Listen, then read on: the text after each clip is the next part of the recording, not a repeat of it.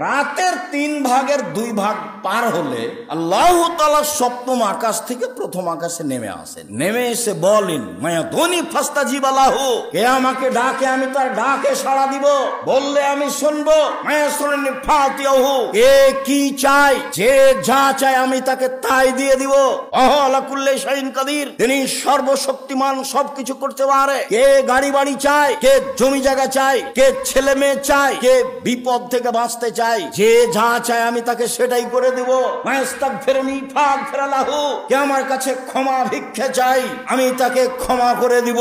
রাতের 3 ভাগের 2 ভাগ পার হওয়ার পরে আল্লাহ তাআলা সপ্তম আকাশ থেকে প্রথম আকাশে নেমে এই কথা বলতে থাকেন। আর আমি দুর্ভাগ্য ব্যক্তি, রাত 2টায় ঘুমিয়ে টিভি বন্ধ করেছি, মোবাইল তো আছে আল্লাহর রাস্তায়। আপনি বাড়ির গার্জেন, বাড়িতে একবারে ধরে মেরে যে কারফিউ জারি আছে, কি 10টা সাড়ে 10টায় ঘুমাতে হবে। ব্যবসা বাণিজ্যের লোকেরা হিসাব নিসাব করে নয় 11টায় ঘুমালো। একবারে জরুরি ভাবে যারা পড়াশোনা করছে এ ব্যতীত যে কোনো মূল্যে ছেলে মেয়ে রাত 10টার পরে ঘুমিয়ে যাবে, এটা আপনাকে শক্তভাবে পদক্ষেপ নিতে হবে।